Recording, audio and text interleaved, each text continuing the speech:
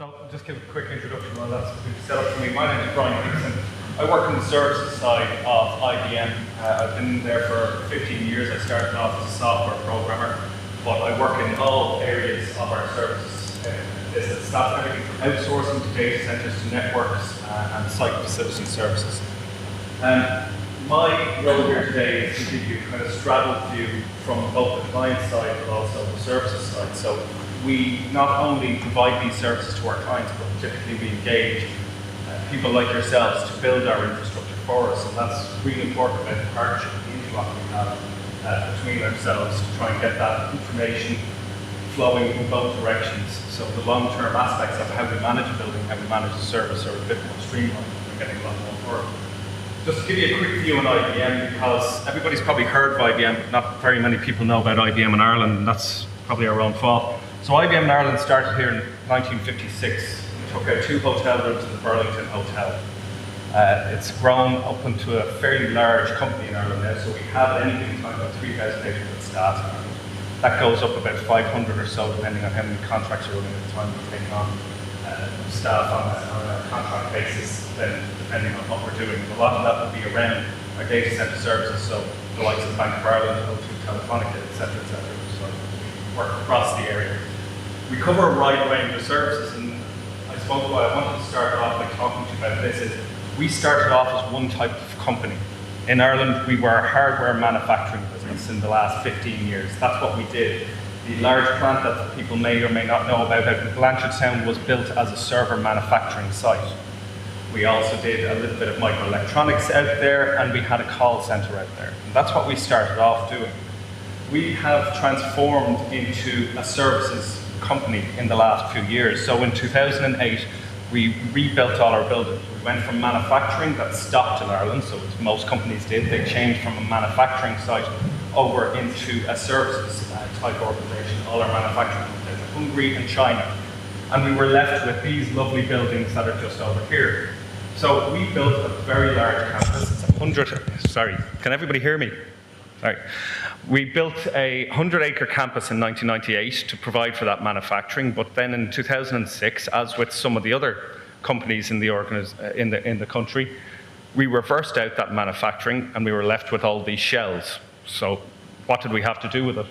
Most of the buildings that you see here have been refit and converted over into R&D laboratories. We have our smarter cities, our smarter data centers campus. So we have actual missions in Ireland that develop technologies for the rest of IBM sites worldwide and for our customers worldwide. And then this site here, which was our microelectronics building, so we used to develop chips and hard drives in that building, became our data center. It's a 60,000 square foot building at the moment. It houses office space, and then we converted over the back end of the building into a 20,000 square foot data center.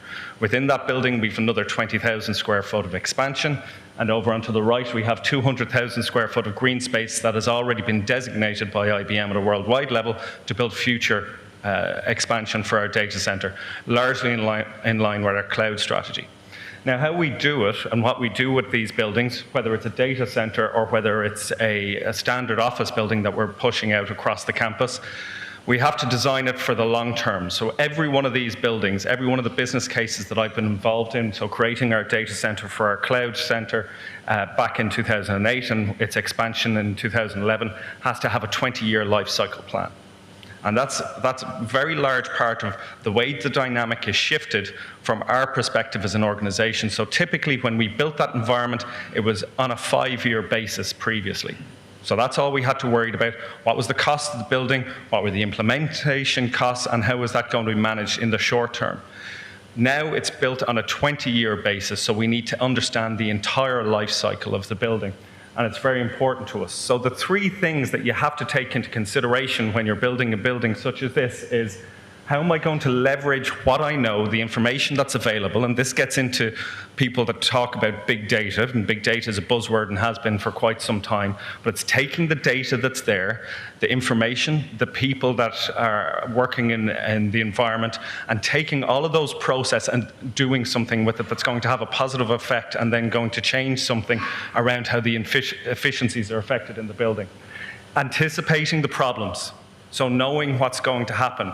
So it's great to have all that information from the engineering division. So if you're going to build an environment for me, but as soon as you move on and you go on to your next project, I bring in my staff to manage the environment, or I bring in a third party that's going to manage that environment. And how do I make sure I don't lose that information? So as part of a BIM strategy, all that information and all that knowledge and understanding is an asset.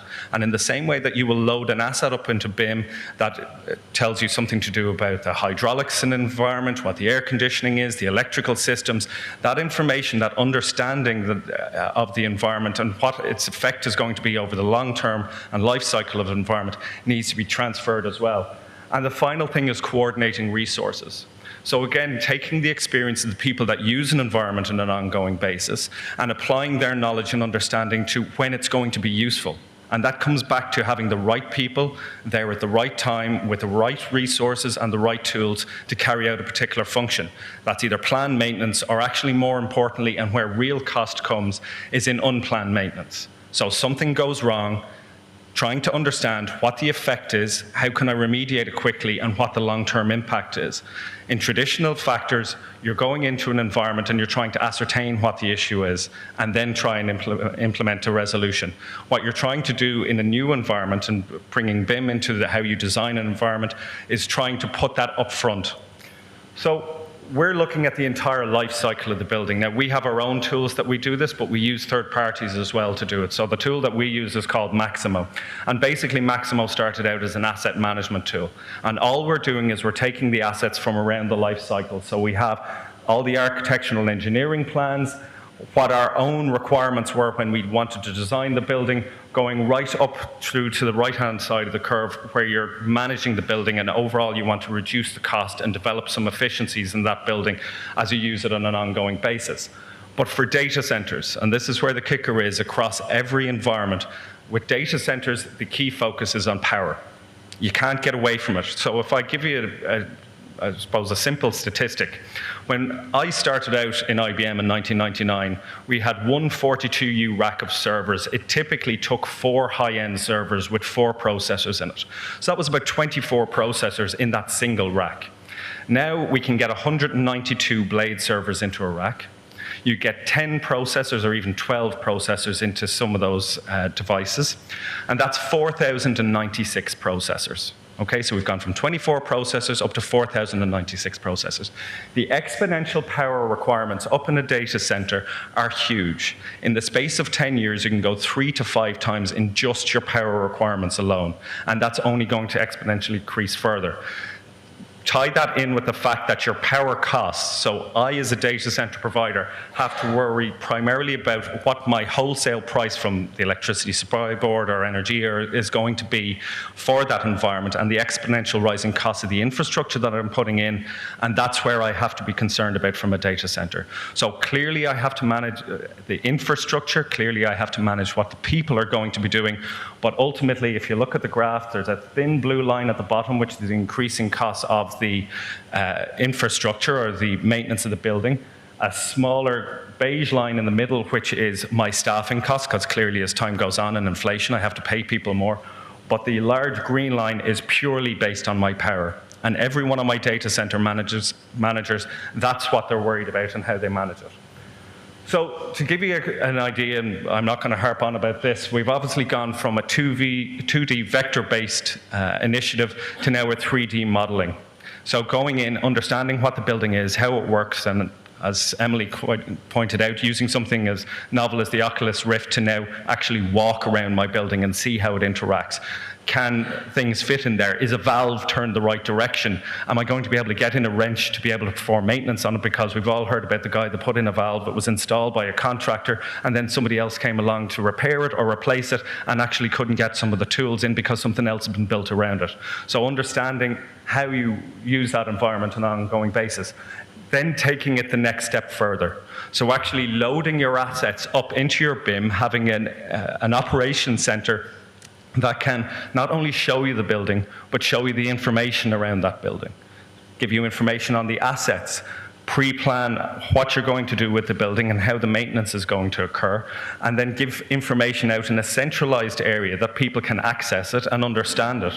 But moreover, when you start to plan your next project, that you have information there based on the maintenance plans, the unplanned maintenance plans, the reporting that people have loaded back up into it to say, would we do it different the next time?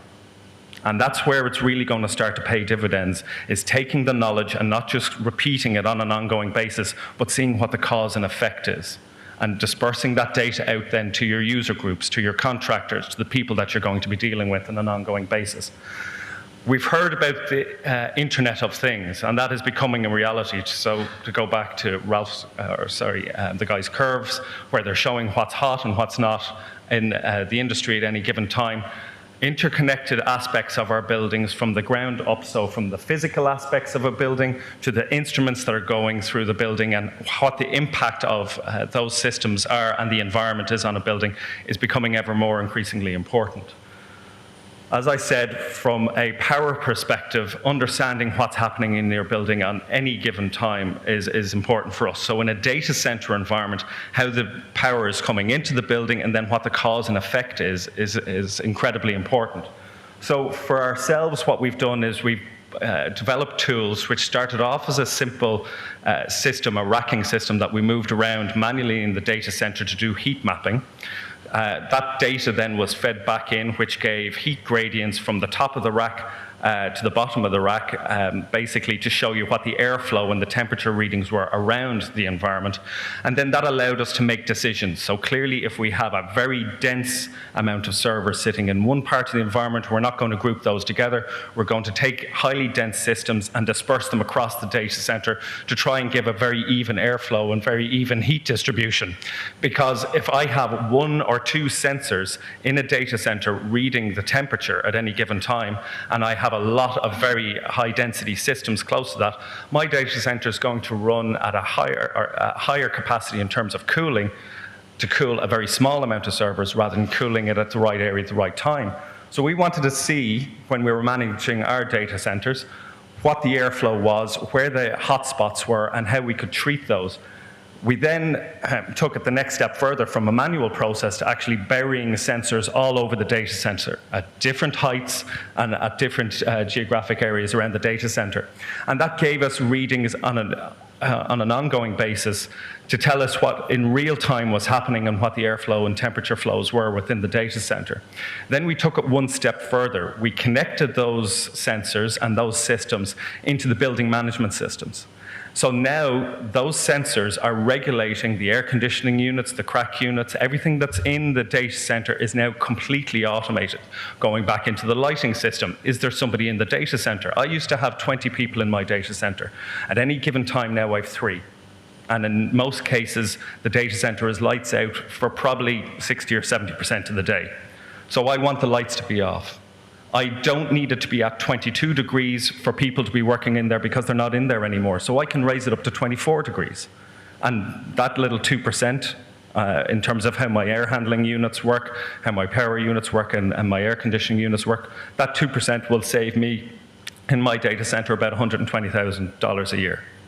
And that's just a simple change of 2 degrees up because I'm now working that environment in a different way. We built an automated system. Now that automated system tells us what's going on and how we manage the data centers and the air handling units, push in the air and et cetera, and change over the air in the environment. And now we've added in a free cooling system. Recently that dynamic has changed again. But in addition to that, I can now see when things aren't working. So now I can deploy automatically, based on the BIM that we've created for this environment, I can deploy the automatic crews out when something goes wrong. So for instance, recently we had a unit that stopped working. We realized that it was stopping working on a regular basis. Traditionally, we just went out and we had somebody go out and reset it. But we were able to see, A, what it was doing, and B, the impact that it was having. And then we got a report to say, from the environment, that we were spending over $60,000 a year in people going out and looking at this system, going out resetting it, and that didn't include the maintenance cost of it. And we were able to replace it for $20,000. So they're the kind of insights that you're going to get from an environment once you start to build these systems together, once you link them together, and once you're looking at how you look at it from a long-term perspective. Also, you need to be able to plan from a data perspective what your consumption is going to be at any given time. So you need this information be coming back to be building into your plans for how much am I going to expand by, how much infrastructure am I going to need in the future. So we built out these 2 pods in our data center. We built out 20,000 square foot. Based on the systems that we were putting into the time, based on the level of interactivity with our clients, et cetera, and the projects that they were doing, we estimated that we were going to have to build out the remaining 20,000 square foot in a modular-based data center, which is how we do it. We were going to have to build it out in the next 2 years. Now, what we didn't account for was the density that was coming in and the virtualization that our clients are putting into the environment. So we're using less space. But despite us using less space in that data center, we're using a hell of a lot more power and we're using a hell of a lot more cooling. So we've actually had to refit our data center. So even though we've got the same space and even though we've got a 20-year based pod that's going to be perfect for our needs for the next 15 now that it's there, we have to build the infrastructure around it and we have to know what that impact is at any given time. And that has to form part of the plans that we do. So when we do eventually build out the 3rd pod, our next 20,000 square feet, we will need to know what's the impact is that going to be in the next 5, 10 years? Are we going to have to refit it? Should we build something in now so we don't have to replace it in the next 5 to 10 years? So these aspects are incredibly important into the business cases that I put together. My data center cost me, one of my pods cost me $6 million to build. The ongoing management of that is tens of millions. And my business is based on it. So what I do for the Bank of Ireland, or say Insurance, Tesco, Aer Lingus, et cetera, they are aligned to the point earlier on. 3 nines is very low. My data center has to work to 5 nines. So I have to ensure that my data center has no issues. There are no unplanned outages. If my data center goes down, half the ATMs in the country stop working. So I have to build these environments to be sustainable and then ensure that they're cost efficient for my customers and then cost efficient for me. The last point or two that I'll make on this, just to wrap up, is it isn't just about the data centers. You link all of these systems in together. So from our perspective, we have an intelligent operations center. From a BIM perspective, it all flows into the one environment. And then I can start to link in any aspects of how I look after people. So the energy and water in my environment, transport in and out of those buildings, what social programs I have, et cetera, so I can start to see what the impact of those social environments are having on my environment. And then from an IT perspective, because at the end of the day I'm providing IT services, I need to ensure that security is part of it, so that information goes in, both physical security, network security, et cetera, that everything goes around it. And then I need to deploy the flexible models around that of how that environment is supported, both from a staff perspective, but really I'm trying to get more to an automated perspective. So I want the systems to maintain themselves and reduce the amount of time people are maintaining them. What we're seeing, and basically from the work that we've done on this, so IBM commercializes this, so we build it for ourselves. Some of the tools that we've built, and particularly the measuring tools, we were a pilot project in Ireland where we have our data center of excellence for IBM worldwide. So IBM over in the US spends about anywhere between $100 and $120 million a year just on power, just for our data centers. So we were given the task in the Centre of Excellence basically to come up with tools, methodologies and practices to reduce the amount of cost, particularly on power for our data centres. We were able to reduce in our first year on our campus about €600,000 just on power, just on efficiencies. Things like how our air handling units work, how our air conditioning systems work, how the power is brought into the data center and when it's used and how much I'm using. If there's nobody in the room, turn off the lights. If the systems are operating at non-peak, reduce them, et cetera, et cetera. You can basically, by looking at the life cycle of the building and building in these efficiencies up front and how you interoperate on a long-term basis, you can reduce the long-term by up to 50%. Now, there's nobody in this environment, particularly clients, customers, or yourselves when you're managing your buildings, that when you're looking at your environment doesn't want to get those kind of efficiencies, because the idea is that you take that money then and you invest it into what your business is really doing. So I don't want to spend significant amounts of money maintaining my data center. I want to spend significant amount of money investing in new products to get people into my data center. And really that's where the focus is. Hope you found that useful.